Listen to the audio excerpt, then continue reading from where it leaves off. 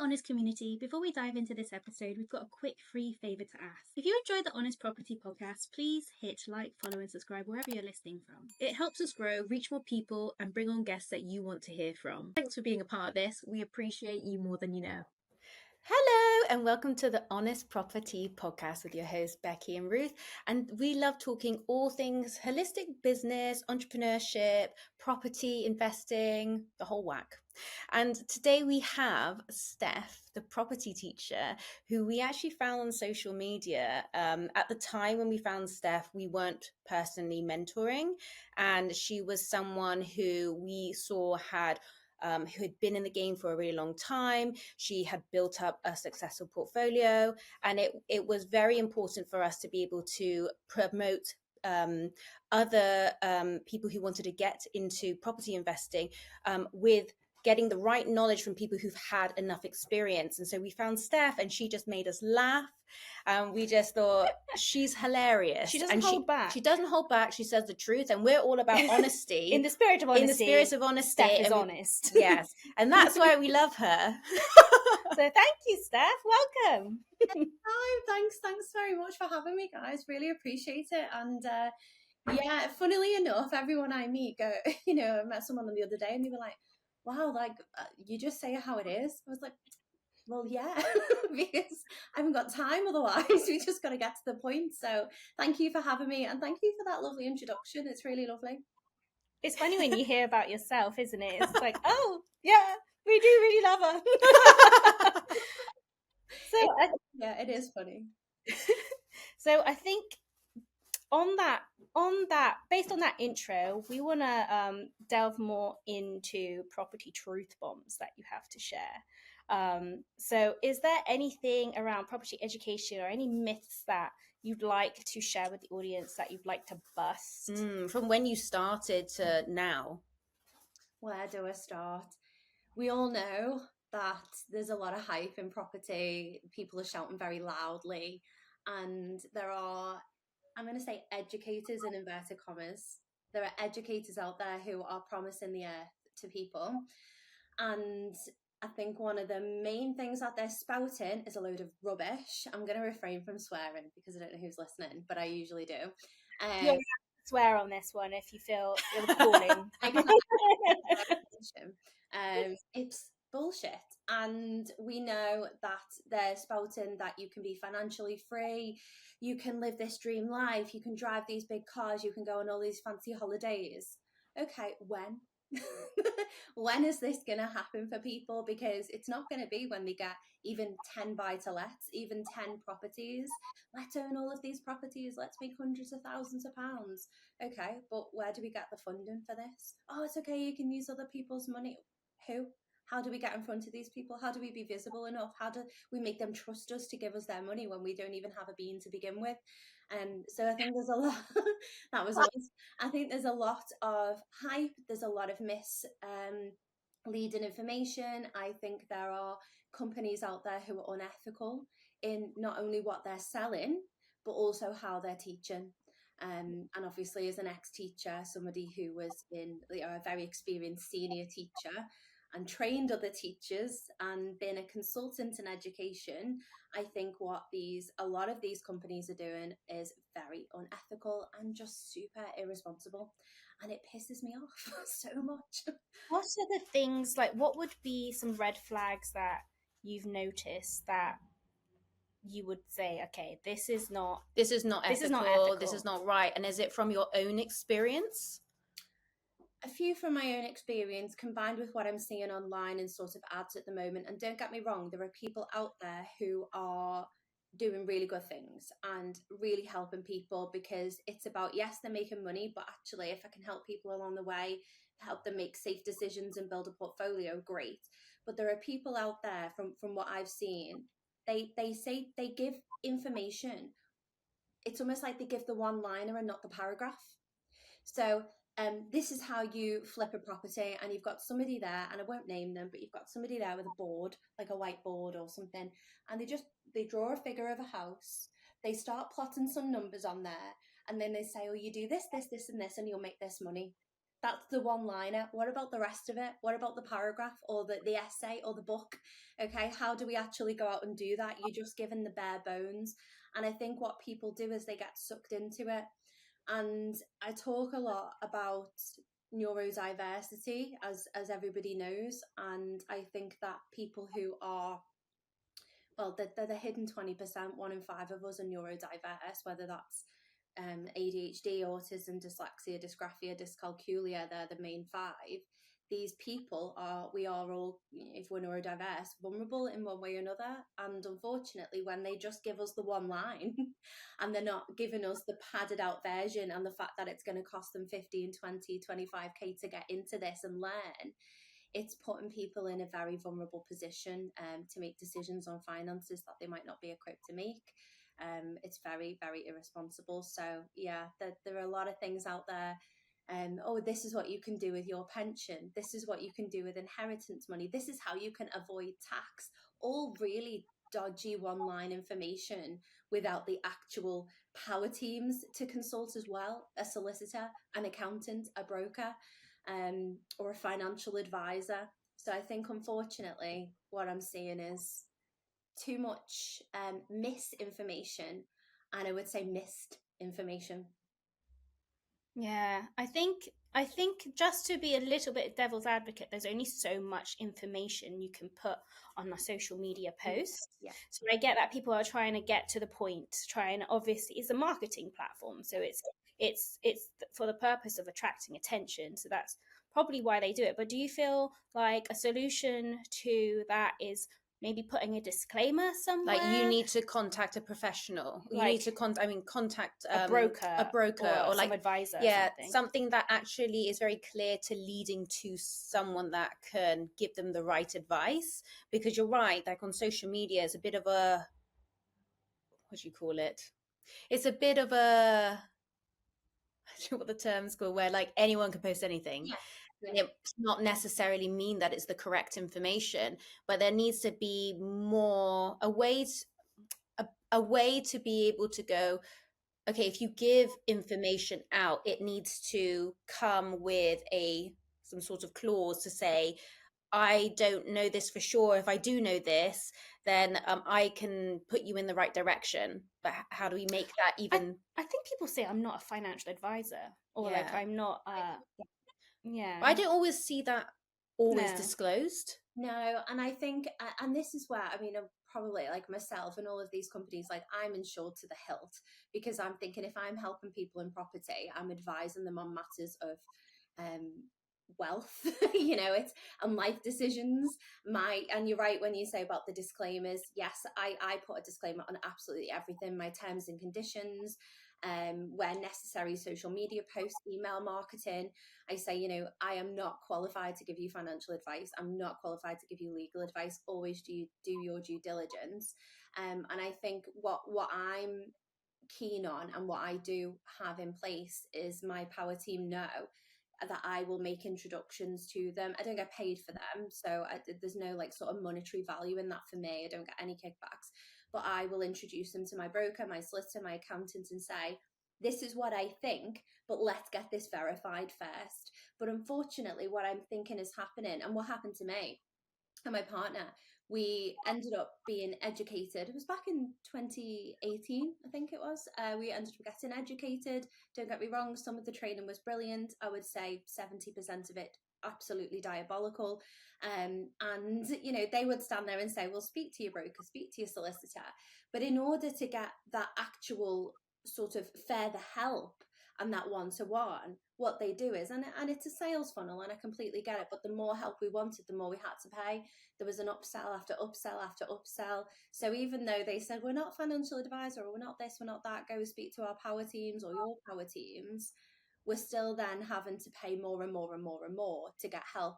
Didn't disagree with that. I just disagreed with the unethical sales and the pushy tactics surrounding that.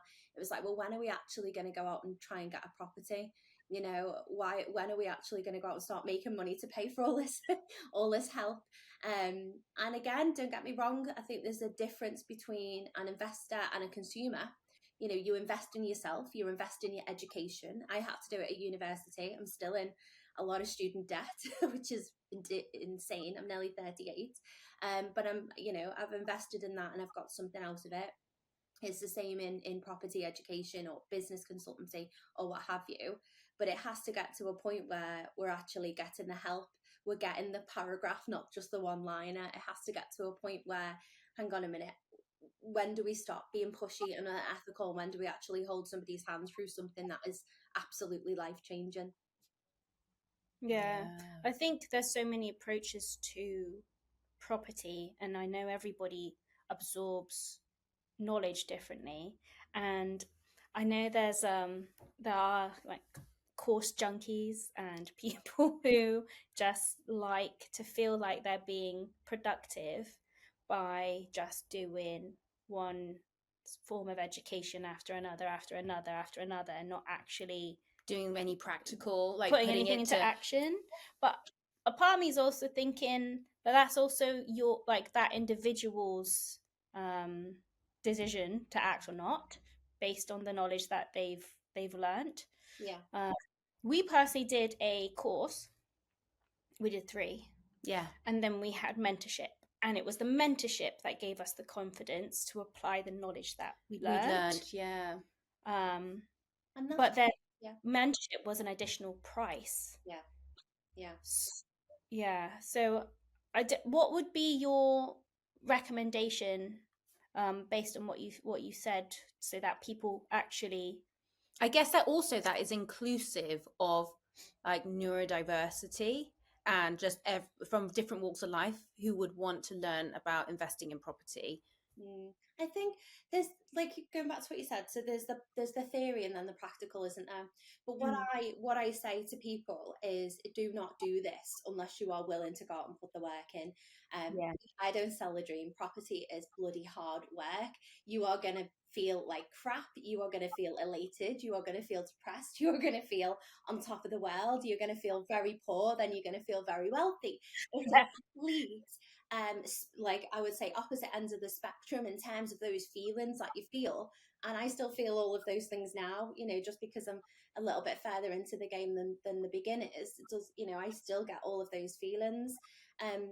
But the thing is, what I think is stupidly important is that people know not to go into this unless they are I wouldn't say risk takers, but willing to take educated risks, willing to put that action in place. And I've sort of changed the way that I approach a lot of the things with my own education at the moment. I do have past learners who did the one-to-one, I never used to do an online program that I do now. It was always one-to-one, who've done the one-to-one with me and then gone, oh, this is too hard. I'm like, okay, but you knew that at the beginning. I did tell you that. Yes, you did. So it's at the beginning, not trying to get those sales in, because let's face it, if your main income is property education, then you're doing something completely wrong. You shouldn't be a property educator. But if that's the way that they're just getting money in, or getting people over the line to get money in, selling that dream and then not taking responsibility for their learners, that's where I think it's unethical. Everyone can make their own financial decisions, and everybody should be a responsible adult, but not everybody is. I could go into like the neuroscience. I won't go too deep into it, but I could go into the neuroscience of the ADHD brain and the way dopamine works, and how when you're in these rooms with all these educators and all these other people saying, yes, I want to join, I'm going to be financially free in a week, yes, I'm going to be loaded. All that NLP, what that does to an ADHD brain who is deficient in dopamine is it fuels it and gets them really involved. And this is where I think more educators, I'm not saying don't get people hyped up, because it's great and it's exciting and it spurs people on, but they really should have an understanding of an ADHD brain, particularly when 1 in 20 minimum, there's probably more, but when 1 in 20 in that room are going to have ADHD, they really ought to be more responsible with how they're selling things. I can't even remember what your original question was now, speaking of ADHD. No, you are answering it really well. And I think the point that I see, that the point that what I'm hearing is, be upfront with the reality of how hard this is at the beginning, because that you're so right in saying that so many people, like, it kind of makes it appear easy, and it's not easy. and it's not fast. But also, if you're teaching property to people, you want them to have the best outcome, don't you? If you're sharing, it doesn't even be property. If you're selling anything, you want to make sure that person wins, or you want to give them the best that they can. Yeah. For us personally, we make people fill out full-on forms before they can, to show that they're really serious, because we don't want them to fail. And if you're selling anything, you're teaching anything, there should be a criteria to make sure that people really, really know what they're getting into. I do agree with that. Otherwise, you're just having it becomes greedy. Yes, and it becomes a free You're for not caring about that. Like, you're not, of course, everyone should take responsibility of themselves as well. But if you are trying to make quick, fast money sales without any thought of the person's going to achieve any of it, yes, it, like, at the end of the day, you can't force anyone to do the work, but you still need to want them to do well. Yeah, and that's where it should be about the learner outcomes. So it's like, okay, well, if you do this and you do this well, for me, I say, if you do everything I boss you around and tell you to do, I can promise, I will promise you, you'll get a property or raise finance, but you have to do everything I tell you to do, otherwise you won't. But not everybody does that. So focusing on the learner outcomes is just what a responsible educator does. I like that you say you make them fill out basically a criteria applies. So what, can I ask a question then? So when they fill out this form, have you had any people that, fill out the form and you think, no, it's not going to work for you? Yeah, so we'll basically say that it's not right for you right now. What is your criteria? Our criteria is like, so we have our course, but if they want to continue proper mentorship, then they need to have they need to understand the basic knowledge. If they don't have that, we don't want to waste their money. Yeah. Because from our experience, from when we did our course, we definitely would not have been able to do the mentoring without that knowledge. Yes. And I think we're very much pro learn everything before you have full on mentorship, or do it alongside. Yes. Because if you're just trying to get to the end and go, oh, mentorship, I'm going to expect my coach to teach me everything, that's so much pressure and responsibility on that coach, that mentor, to when you got to take responsibility of your learning as well. And that mentor is supposed to be your guide to really, really help push you to actually do the Or work. just answer the like the detailed questions, Yeah. not like understand what a mortgage is. Yeah. Basic. Yeah, just get a good grasp of like the majority of like the concept, but then that's when someone like us or like yourself can come in and give you a more like bespoke experience based on Your base level knowledge. Yeah, I'm doing something very similar at the moment, and for me, it makes perfect sense being a curriculum designer, and just a curriculum. So I don't do one-to-one anymore until they have a baseline knowledge. So if they've done other property education, I get on a call with them before I do mentorship, and it's free. It's half an hour. It's what mine usually goes over the way I talk, but it's half an hour free, and I grill them. I'm like, you want mentorship? Like, then I'm questioning them because I want to know that they are worth the time that I've got to give as well, even though there's a transaction of payment. I'm like, okay, you've done other education. I want to know what you can do. And for me, as a teacher, I'm just doing a baseline assessment so that I know what to teach them. I can tailor the lessons to them, if you like, or the one-to-one. But it goes both ways then. Exactly, it goes both ways. But if they've not done any other property education, and I have to say, I've got 2 learners at the moment that I'm mentoring on a one-to-one basis who won't put anything on social media because they're terrified, but they've paid £15,000 separately, they don't know each other, to one education company and not getting what they can. Okay, so and these, one of them is an account, or works in an accountancy firm, and one of them is working in advertising. So they're savvy people. Or what I do is I now have my online program, which is, well, up to 20 hours. I think I'm keeping adding to it, but it's a basic, it's meant to be a basic course, 20 plus hours of the basic education. And in that, I encourage them to go out and take action. I give them the exact steps that they need to do. And then from there, they can either have mentorship alongside it, or they can have me after that, because it's a lot of pressure. And actually, in terms of like value for money, they're going to get so much more out of me if they've done that basic foundation 20 plus hours. They'll get loads more out of me if they've done that. Whereas if I'm sitting there saying, this is how you calculate cash flow, this is how you do area due diligence, it's better for me to sense check that when they've gone out and actually done that themselves. And that's how I'm determining who's an action taker and who isn't. I actually offboarded a guy last August. He booked me in for one-to-one with no basic knowledge. And we met there were 10 sessions booked in, and in between they can contact me anytime. So intensive. After the third session, he wasn't doing what I was asking him to do. He wasn't following up on anything. And I thought, this is just an absolute, I could have carried on, and the payment was staggered, to make it easier and fair. I could have carried on. I was like, you are not doing anything I'm asking you to do. You are not going to get anywhere. I'm not wasting my time, and you shouldn't waste your money. So I think anyone who goes into it, be prepared that, yeah, you're not going to be able to come home from work and absolutely binge Netflix. You're going to have to maybe work occasionally while you should be asleep. You might have to take some time out of the weekends. Yes, fit it in around your life. But if you want a transformation, you've got to change things in your life. You've got to change things that are wasting your time. Hey guys, if you're new to property investing, we know exactly how hard it is to figure out where to start. That's why we created the Beginner's Roadmap.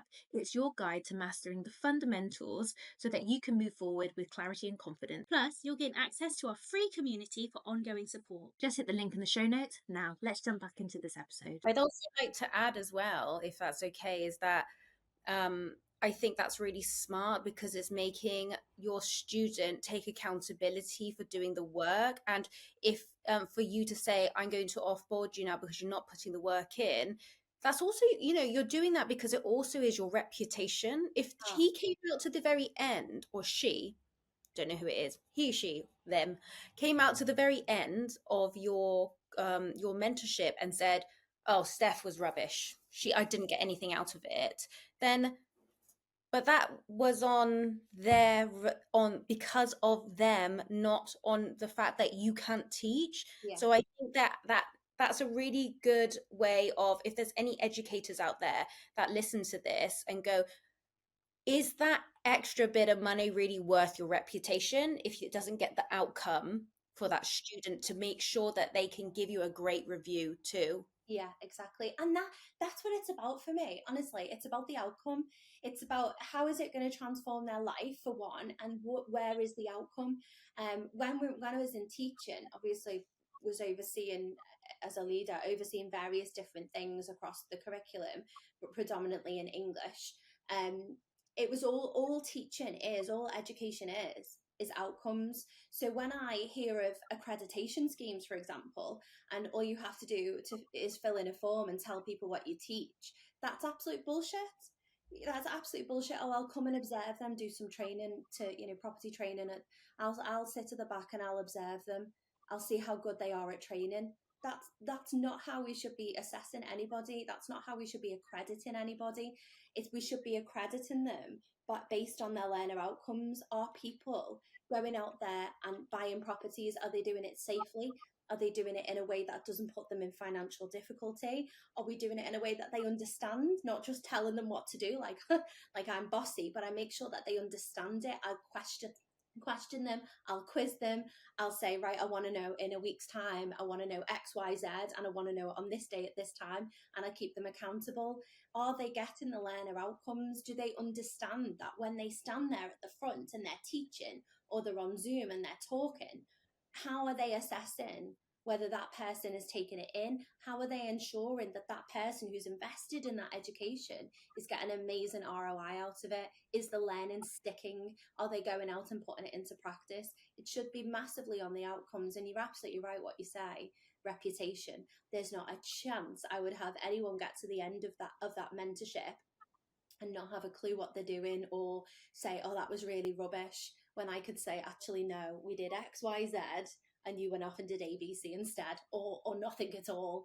And I would say I'm a strict teacher as well. We have a lot of fun and we have a laugh. But if you're paying me money, you're going to get your money's worth. But you're going to make sure I'll put you through your paces. In fact, I had one testimonial that said, it was a guy I did my teacher training with, funnily enough, he wanted to get into property. I think I mentored him just over 5 years ago now, and he did a testimonial and he said, rightly so, it was hard work and she put me through my paces. So I'll hold your hand and I can wrap you up in cotton wool and reassure you, or I will literally grill. I'll be whatever you want me to be, but you are going to do what I tell you to do. Very I think that's a huge strength, having an actual teacher background. Yeah. But the problem is now I can't detain anybody. There's no such thing. I never gave anyone's attention, to be fair. I wasn't that kind of teacher, but yeah, I can't. All I do say, obviously, is no detention, but the consequences for negative behaviour choices is that you don't like, and this is why at the beginning, when we first start working together, I say, why are you doing this? Create a vision board. I love a good vision board. Create a vision board, create an identity board. Where do you want to go? Who do you want to be? And when they don't put that action into place, if we do one-to-one on Zoom, I'll just get it up. I'll say, here's a copy of your vision board that I made you send me. Are the actions you're taking today aligning with this board? Okay, can't just sit on a moon and bloody manifest, a little moon rock and be all that. No, we've got to actually, we can manifest all we want, but the actions that we take have got to match what we desire. Yeah, I love that. I love that you bring it up again and again. We have it at the beginning of our beginner's roadmap. That is part of the exercise as well. And the mentorship. But I like that you keep bringing it up. Be like, do you remember what you said? You see this fella? Yeah. Like, leave all these animals in Africa. Yeah, well, you're not going to do that. You're not a snail in your garden at this pace. No, proper harsh. But you know what? Like, if you want to change your life, you've got to get shit done. And if they're not prepared to do that, off they go. I'm just not interested. And I suppose that's the good thing about being in the position that we're in as educators. We never take advantage of people and just say, oh, we can carry on and keep taking their money. I don't need their money. I do it. Yes, it's great. It's good money. But I take responsibility for that money, and I take responsibility for the education that I give. But yeah, if they're not putting the work in, off they pop. I'm done. Like I've got plenty of people who want to work with me. I've got a waiting list, which is amazing. Never thought I'd ever have that. I'm thinking I might do some group stuff. I don't know, but I don't think you can give as much one-to-one with the group. Maybe small groups would be better. But yeah, put the action in and you get the results. You only get out what you put in. It's physics, isn't it? I'm sure it's like energy. Yeah. It is. That's why we like small group coaching, because you still we do hot seats, and you really feel like you're actually doing a lot more than like the really big group. Yeah, when we were in big groups, we just didn't feel like we were. You feel a bit. Did you feel a bit? I used to feel small and lost. Especially if you're in the room and you're thinking, oh my God, all of these people, and they must have loads of money and they're doing so well. Because let's just face it, everybody on social, it all looks, especially when you see them on social media, it all looks a damn sight better than it actually is. Well, we see all the nice stuff. I always like that image of the iceberg. Where like, this is what's up there. You can see, like, I used to do it in English when we used to analyze quotes, but it used to be like, this is what you can see. You can see, you'll always see me drinking champagne. You'll see me drinking champagne tonight when I go out. You'll always see me drinking champagne. I'm off walking the dogs and I'm living this lovely free life. And for the majority it is. But what you don't see under the surface of that, thinking again of that iceberg, what you don't see under the water is the stress, the anxiety, the nervousness, the comparison, the imposter syndrome, the ego. Like, the ego makes me feel all of these things. So when I was in those rooms with, the trainers at the front and, big seminars, and everyone's like, yes, cha-ching, I'm going to make loads of money, or I've got my first property, I felt lost. I felt small. I felt like, oh God, if I need more help, which I feel like I do, I'm going to have to pay loads more. I'm going to get into more debt. I'm going to have to get into more and more debt. And, you know, you feel small and you feel lost. So I'm glad you do small groups. That's really beneficial. I love that you're acknowledging the emotions that come with this, because it's all true, and you're right in that we're people. Everyone's like, the side you see is like, woo, winning, but there's so much. I have severe imposter syndrome all the time. I actively work on it, and even if people say to me, "Oh, you've done well," or like they are impressed by something, I'm We're just like, "Oh?" "Are you sure?" Is that me? But it's a lot of mindset work, and it's not something that is usually actively taught in educator spaces. And also why we've created small group coaching is because, like you said, it can feel really intimidating, and for us, for learning, it's a lot easier to peer learn and support other people. There's less of them. You're not having to, I guess, when it's a bigger group, your conversations can get lost. That's how I feel. Your Or your feelings, your feelings emotions as can get well, because lost. like Yeah. investing is such, like, you can say, oh, it's all, you know, be completely logical about the whole thing, but there are deep feelings that come with giving your hard-earned cash to invest in something which you've never done before. And using other people's money as well. And Yeah. I'm very much, and I guess this is like the leadership coach in me. I'm very much of the opinion, yes, we should use emotions to drive business. And maybe it's a female thing, I don't know. There are a lot of men who'll say, no, take the emotion out, be, like you said, be logical. Well, no, there are a lot of feelings that go on, and I need to acknowledge them, and I need to deal with them, and I need to make decisions, not irrational, impulsive decisions, which can be, again, quite synonymous with ADHD. Not irrational, you know, I need to think it through. I need to make sure I've got my, you know, my systems and my decision-making process in place. But I need to feel these emotions. Okay, I need to acknowledge them. If I'm waking up, some mornings I wake up, not this morning. I woke up, I had a lovely chilled morning, watched an episode of The Handmaid's Tale. Phil brought me a brew in bed. It was really relaxed. It was lovely. But most mornings, and I'm not afraid to admit this because I'm dealing with it. Not and to look on social media, you wouldn't have a clue. You know when you have a glass and you have a, like, I don't know, pop, like a lemonade or whatever, and if you fill it up too quickly, it just fizzes. So you can see the fizz from the bottom of the glass literally rising up. Every morning I wake up, it takes about 10 seconds, and that happens to me with anxiety. It starts at the pit of my stomach, and I'm like, oh, what I've got to do today. And I'm like, oh, it's great. I'm my own boss. My time is my own. And that is absolutely true. But it doesn't mean I don't feel anxiety in business. I want to grow a business. I'm doing other things. I'm an author. We're launching a magazine. I'm doing something called the ADHD Hair Project, and that's completely charitable. It means the world to me. But I feel it rising from the pit of my stomach, and it just, and then it's in my head. And then I have to acknowledge that. I have to do some breathing. I'm not medicated for anxiety. But yeah, you should feel the emotions, but you should feel them, acknowledge them, reframe the words that are going around in your head, reframe those sentences. Do your breathing methods, your breathing techniques, eat good foods, eat the blue zone foods, do whatever you can to keep your heart and your brain healthy.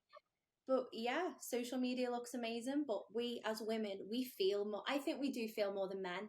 I'm being stereotypical, but we do.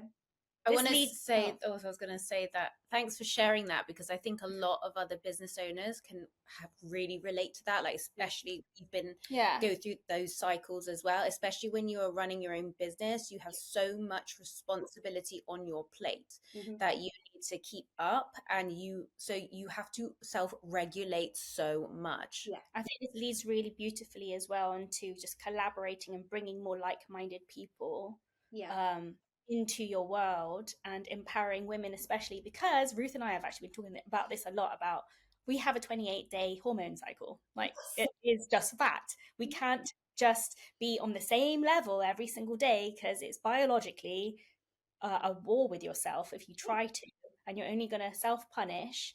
And we used to work like that. We feel all these emotions, and we have to ride through them and learn how to navigate them. And we've accepted that women should feel good when they do business, and it doesn't need to be in the way how men do it. And we're so pushing past working like that. And I would personally say I've never felt freer by doing business this way and honoring that. Sometimes it's a battle where I'm like, no, I don't deserve to go out and breathe some fresh air. I need to stay on the computer. But we're all really good at going, no, we need to go for a walk. Yeah. Right, because you're holding yourself accountable for your own health then. And I think I'm very similar. Sometimes I'm like, actually no, I can't go for a walk, and the poor dog's like looking at me as if to say like, I need some freedom, like he hasn't got an acre to run around in the garden. Do you know what I mean? I need to go out, I need to change the scenery, and I'm like, I just need to get this post, or I need to get this email sent, or I need to do the due diligence, or I need to check this account. Or it's so easy to do that, but when you've got someone, or in my case a dog, holding me accountable, I'm like, actually I'm going to feel a damn sight better and less tense and less anxious if I do hold myself accountable for my own health. And you know, it does make me feel less anxious. It does help. It gives me some clarity as well sometimes. Even walking in the rain, which didn't really have much of a choice of the other day with the dog. I actually felt like, and do you know what? Side note, we can learn so much from dogs. Like they literally live for the present. Like literally, he's walking around and he's like, I'm going to sniff this weed. I'm going to sniff this lamppost. I'm going to wee in this part of the grass, and this is great. Like he's literally living for the moment. He's peeing wherever he wants. He's smelling whatever he wants. He's running around trying to catch the birds, but he can't because he's old and he's slow, bless him, and he's on arthritis medication. And it's like, God, this dog is just living for now. Whereas I'm walking around with the dog and I'm feeling anxious and I'm thinking, oh, I've got to get back to the computer. I've got to do this. I've got to do. And I'm like, hang on, why am I need to live more for the present, because I'm never going to relive this moment ever again. Yeah. Like there's nothing more beautiful than the moment you're in now. Like it's never going to get better than now. Yeah, huge mindset thing. But yeah, getting out helps, I think. But yeah, feeling the emotions. And going back to what you said, I think about men. It is property and business, I think in general, it's getting better, is hugely like male dominated. And I wonder how many men would actually care to admit that they may feel the same emotions that women feel, and the way that we freely admit it. And I wonder if that would go a long way in helping men be more vocal about their mental health, about how they're feeling. Particularly, we know the rates of suicide in men, you know, and mental health problems are particularly high. And more men are coming out and talking about how they feel. There's no stigma attached to it, or we're trying to lessen the stigma. But I wonder in business and property, if more men would, you know, acknowledge how they feel, would it be better for women as well? I don't know. I think think that is so. a really great point, because you it's like you're not allowed to. It's like you're not, Like and it's been like weak. that for a long time. But I feel like the more that people like ourselves and yourself open up and are honest about how, like, all the emotions and how to manage them that come with doing what we do, Yeah. it allows other people, and I would love to think that other men also feel like they can be like, you know what, I have so much anxiety today, but this is how I'm gonna This is what I'm this is going how I'm to gonna do. do what's what I'm gonna do about it. Like, I acknowledge that, and that's part of being human. Or I Yeah. have some fear, but like I'll like not just like shove everything down.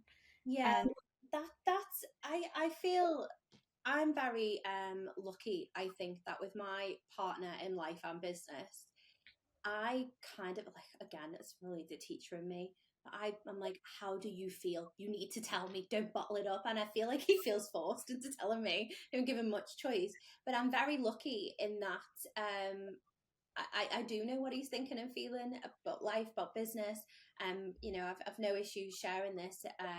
You know, we know that his dad is really poorly at the moment, and we talk regularly, because there's a lot going on in business that's stressful, but there's a lot going on in life that's stressful. And I think the more that you talk about how you're feeling, the more you're equipped to deal with it. And sometimes it's just better saying, you know what, I feel like shit today. Sometimes I just like cry. I put my slippers on the wrong feet a couple of weeks ago and just stood there and cried. And Phil was like, "Oh my God, what have I done?" I was like, "It's not you, it's me." And I was just, and he was like, "Why are you crying?" I was like, "I put my slippers on the wrong feet." And he was like, "That's okay." I was like, "I know," but I was due on at the time as well, and my emotions are everywhere. And there was just so much going on, and then the dog died, and that was the slippers was the tip of the iceberg. And I think it's okay to be emotionally dysregulated, and think, actually, I haven't got a clue what I'm doing. I'm not feeling great today. I don't know why, but I'm just gonna self-accept, not go. And this is the thing in property business. Read this book. Do these atomic habits. Be a high performing person. Read 7 Habits of Highly Effective or Successful People. Okay, we want to self develop, but why aren't we just accepting who we are as well? I accept that at certain times of the month, I will cry if I put my slippers on the wrong feet. I will be clumsy as hell and open doors on my own head. I'm clumsy as hell. Like, I'm not gonna lie. Around that time. But also, it's not as well when it comes to business. I think we're also business is very competitive. Yeah. There was so much competition with so many different people in the same business that we're in. There is room for, like, we can collaborate. We can offload if we don't have skill sets that are not we're not very good at them. There's going to be someone else that you can collaborate with to share. Yeah. So that you're not having to hold all that responsibility yourself. We're not supposed to do business alone. I know Becky and I are a duo, but like even then you still outsource. We can't like pretend. It's like, I think it takes a lot of pressure and just to be honest, to say, I'm not going to be an expert at absolutely everything. I'm not going to be the bee's knees for everything. And it's okay to like join forces with other people, maybe in the same industry as you, that you can actually work with. And it doesn't mean that one person's better than the other. And I think sometimes it's easy in business to be like, oh, well, I'm better than them, or my business is better than them. I can do so much better than them. But why do we need to feel our business has to be that way? Why can't we like support other businesses? I don't know. There's just a lot of, it feels like a lot of competition, Yeah. but also boycott that. Yeah. It's funny, isn't it? I have, apart from like what people tell me, I have no idea. Obviously, I speak to you guys, or I've got my mentees who have paid thousands for this education that's not great for them. I have no idea what anyone else is doing in my space, because I'm not in competition with anybody. We all have different things that we can offer. We all teach in a different way. Someone might do a discovery call with me and think, don't really like her. That's fine. You're not my person. You go find someone else who will do the best job for you. But I think, coming from a teaching background, I'm not used to competition, because we're all a team. So we were a team of English teachers. We meet weekly and we go, right, what do we need to do? Who's going to do what? Because who have we got at the heart of everything? The students. So everything we do, we collaborate together to go, right, well, how do we work together to make our lives easier, to spread the workload, but also so that these students get the best possible deal out of this amazing team. So I'm used to collaborating, but when I went into property, particularly even in the education space, I was working with somebody who, I think about. I was working with a mentor who I went into business with, but there was just this underlying element of competition. And I was thinking, do you know how like amazing this could be? How many people we could help, how many people we could reach, women particularly, if we collaborated more and there wasn't this power imbalance? Because people at the top, no one's competing. Everyone's working together because you can get further ahead. I used to think, and this is a pure ego thing for me, and I'm happy to admit I am trying so hard. I've done a lot of work on it, and I'll continue to do work on removing ego out of my business completely. And sometimes when I second guess, I'm like, oh, is that my ego? I need to remove that. When I first started property, I was like, I'm going to be a millionaire. I'm going to do it all on my own with my partner. We're going to do it all together. We're going to do it on our own. We're going to just be a millionaire. We're going to be amazing. It's going to be, actually, that's not happening anymore. We're like, who can we work with? Who can we do deals with? So we're going to be we are working with and doing future deals will be done with a developer that we're working with, who's doing massive title splits, blocks of flats, developing care homes, and that's the kind of space we want to get into. I don't know about that, but I know someone who does. So I'm going to leverage their knowledge. We're going to leverage each other's money, and I'm like, we can actually all share the wealth here. Like, we don't have to be in competition. Competition is just pure ego. That's all it is. It's pure ego. Yeah. Before we continue, here's a quick thought. Ever feel like there's just never enough time to focus on what really matters in your business? You don't have to do it all alone. As they say, a great team makes everything easier.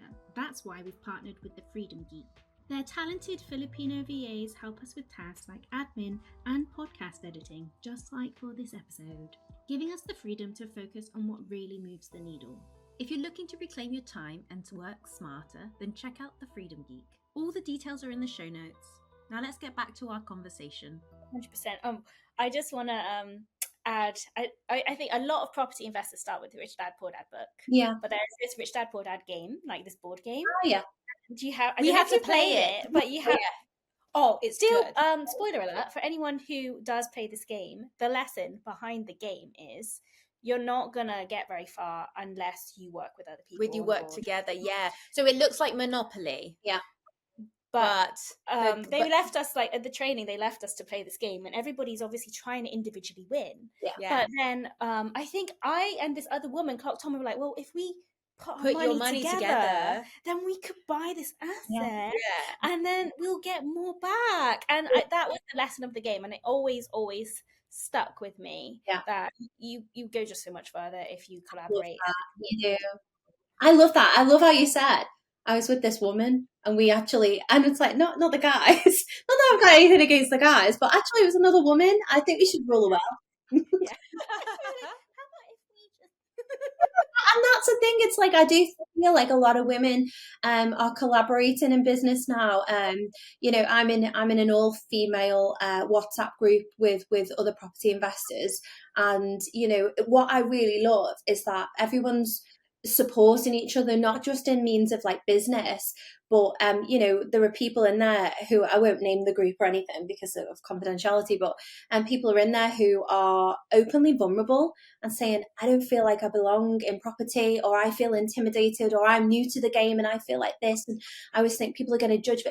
But what's amazing is that the support and the collaboration, it's not, oh, this is how you do this property deal, this is how you run these numbers. It's like, girl, I felt the same, I've got you back, let me tell you my experience. And this is the whole thing. It's like, hang on a minute, there's more to business than collaborating on business things. We can actually, as women particularly, you know, you wouldn't get men in a WhatsApp group saying that. I'm in another group and it's a developers group, and it's helpful, but it's cold. I go in that group and say, hey guys, I'm feeling really anxious today. I feel like I'm fizzing over like a glass of pop. Does anyone have any advice? I think I'd just be like, they'd probably send me a link to a GP or something. Kind of how I feel it is, but helpful in other ways. But the women in this group are just like and it doesn't feel like anybody's disingenuous, because I think women can sometimes be like that. Not all women want to support women, but they're able to be vulnerable and support each other. I think every woman can relate about like when you make friends with other women in a toilet. In a toilet, like, yeah. We're the most supportive people in certain spaces. Yeah. I tell you what, I like a night out like the next person. And I've been in club toilets, pub toilets all over the country. I'm pretty proud of that, to be honest. But I tell you what, there's no, I'm dead proud of that. I'm in all the toilets. You can take the girl out of Birkenhead, can't you? But I tell you what, there are no friendlier toilets than female. This is so weird. There are no friendlier toilets than the women's toilets in Liverpool. I tell you, you could go in there. You could be split up with your boyfriend. You could have lost money. You could have lost your job. There'll be someone there ready to counsel you, ready to touch up your makeup, ready to go out and kill the person who's wronged you. Like, there's no other toilets like the toilets in Liverpool. I love that. Forget counselling, forget, therapy. You get yourselves to the girls' toilets in Liverpool, and I'm telling you, you will walk out there, you'll smell fresh, you'll have a face full of makeup, you'll be ready to slay. I'm telling you. Therapy, you're good. I love that. I feel in those toilets, it's like, girl, what's wrong? Are you okay?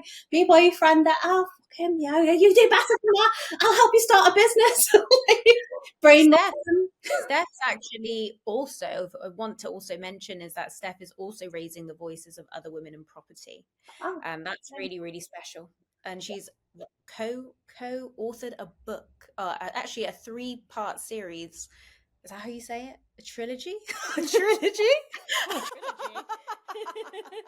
Yeah, I guess, yes, I am. Sorry, I completely forgot to mention that. Oh my God, it's like one of my... I mean, I want to mention that because you really are supporting women in helping to share their experiences through property. Yeah. And like, we don't hear those voices enough. And you've curated a space, a trilogy for other women to be able to go, wow, I can do this too. Yeah, that when Neil from Barnthorne Publishing approached me, I got over about a year and a half or so ago now. What's interesting is the universe brought it to me at a great time. I just literally told another woman that I was in business with, I'm done in a nice way, but she's a terrible person, manipulative, exploitative, just awful. But I said, this is not working. I'm going to go do my own thing. And then the very next day, was it the same day or the next day? And Neil texted and said, can I give you a call? I want to talk to you about this book. I know you used to be an English teacher. I see you all over social media. You're the first person I thought of. Do you want to be part of this book? And I said, well, do you want better? Can I do all the introductions? And he said, yeah, let's co-author on it. So I feel like I've removed someone negative and removed that negative draining space, and the universe said, oh, actually, you've made room. I'm going to give you something great now. And I really feel like that was the universe working in my favor. I never used to believe in any of that, but I sincerely do. And so we had the first book published in December last year. So that was 12 chapters, 12 women. I'm in it as well. I'm the first chapter, actually, it's alphabetical. And it's just showcasing what they're doing. But Neil and I were so keen not to just have women in there who are doing, multi-million pound deals. We want a massive range of people. So there's a woman in there who I've proudly mentored her and her partner, and they got their first property and they did amazing with it. So I asked her to be in the book. Oh, no one wants to hear my story. Yes, they do. We need beginners in the book. We need to show that you can take that first step. There are women in the book who have been doing property for 20 years who even said to me, who wants to hear my story? Everybody. The impact from this, oh my God, like I cried again. Just last week, it was just under a week ago, actually. I was telling the women, we're in a WhatsApp group. I said, you don't realize the impact of this book. Since this book has been published, I've had messages from a woman, I say woman, she's in mid-20s, so a younger woman, much younger than me, who said, right, I'm just putting my first flip on the market and I've read your book and I'm going to carry on. I said, where did you get? She lives in Portsmouth. She said she has she's in the beauty industry. She had a client of hers, gave her a copy of the book. I said, who's the client? Didn't know the name. So I thought, well, that's great. It's getting far and wide. I had a woman message me saying she's going through a divorce. Her and her husband did property. She was being bought out, so he was taking all of the properties, and she so traumatized she wasn't going to bother. She read the book. Now she's going to go at it alone. And I thought, good, damn well, good for you, girl. I've had another woman message me who has inherited a lot of money since her mother passed away, and she wasn't going to do anything. She was just going to invest it in something passively for a really, really low return. She's like, no, I'm actually going to get educated and give this a go. Honestly, the amount of messages, I got so many DMs, and I think some of the other women do too, to say this story inspired me. So when all of the women said, no one wants to hear my story, that imposter came through for most of them. Who cares what I've got to say? Everyone cares, and you're publishing it in a book and it's going to be there forever in print. That's amazing. That's the power of books. So we're nearly there with volume 2, and then we've got volume 3, which you're both going to be in, which is so thank you. So exciting. I think for me it was important that we showcase a variety of different women, all different walks of life, all doing different things in property, to show that I wouldn't say anyone can do it, because they can't, but to show that it's absolutely entirely possible to start with nothing. You just need the capacity to learn, be humble, be egoless, have a bit of fire in your belly, and take action and believe that what you're doing can change your life. And by God, it really does. And these women are just, they've given up their time. No one's been paid for this, by the way. Even I haven't been paid for it, because there was a lot that went into it time wise. And the printing costs were just insane. So because we put colour photos in, we didn't want to limit anybody.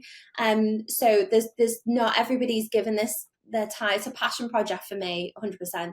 Everyone's given their time to this really to tell their story, but also it raises their profile. It gives them visibility. It makes them a bit more credible. To be in a book is quite prestigious, I think it's brilliant.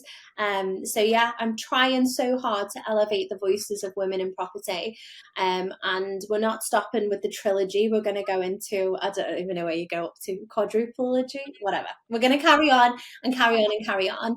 I'd really love to do it on Audible as well, because one girl, so Tammy, who runs the Hard Hats to Heels in Manchester, said your chapter was dead funny. I was like, oh, cheers. And she said so it would have been good to, like, since she heard my voice, my voice, especially when I was talking about the Phantom of the Opera guy. Oh God, that was just the most horrendous viewing. I thought he was going to kill us. Yeah, that's a whole other, like, yeah, he basically shut the door in this like small breakfast room, turned the light off. And me and Phil were stood there like, oh, this is meant to be a good direct vendor viewing. We're meant to be getting this property. He turned the light off and put this fake fame fire on and put his music on that he reckoned he'd conducted himself. I thought, honestly, it was like, we call him the Phantom of the Opera guy.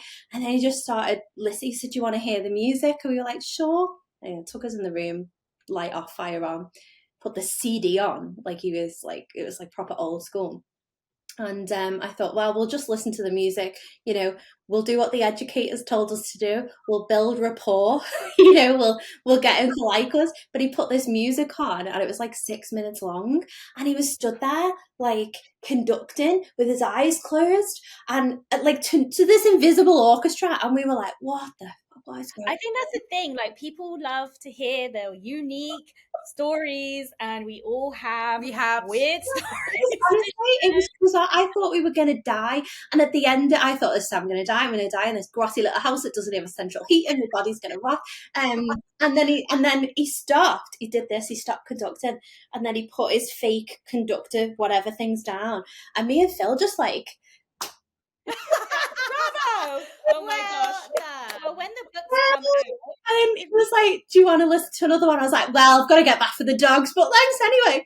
And honestly, when I got outside, I felt like kissing the ground. I was like, we're alive.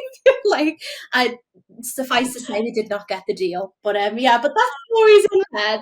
Like, it wasn't a big applause. Yeah, you should have clapped louder, Steph. What to do?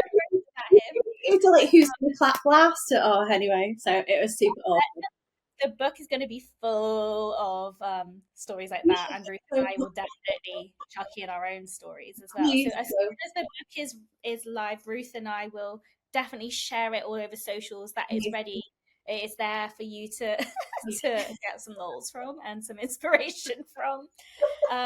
But just to wrap up this episode, we have one question that we love to ask our guests, and that is a fill the blank style question. So the question is, honestly, the biggest thing I've learned is, and it can be about absolutely anything, life, business, property, dogs, anything. The most important and one thing I've learned is nothing is more important than your health. Because if you don't have your health, you can't have wealth. And if you don't have your health, you can't enjoy what you have. And that's become more apparent to me with, obviously, my partner's dad being terminally ill, and who's just gone into hospital again this morning. And my little 13-year-old dog Whip passing away, and he held out as long as he could. And I'm getting to a stage now where I'm nearly 38. And I say to myself all the time, I'm going to get healthier, I'm going to do this, and I'm actually sticking to what I'm doing. I'm feeling better. I feel more focused as much as I can, having ADHD. But I think if we don't look after ourselves, not just our physical health, but our mental health as well, we can't enjoy what we have. And life shouldn't be about, oh, I'll be happy when, or I'll be happy when I get to this point. And I know it sounds super cliche and cheesy as hell, but if we're not enjoying what we're doing until that point, we're never going to be happy at that point. We're always going to want more, to be happier and happier. So nothing's more important, and nothing, what I've learned, the most important thing or the best thing I've ever learned is that physical and mental health, we've got to take care of ourselves, because you can't pour from an empty cup. No, that's couldn't be more true. So if so do you want to share with the audience what it is you're offering at the moment? Yeah, sure. So apart from just pure banter, like just having a laugh and having a nice time. So yeah, I have property school.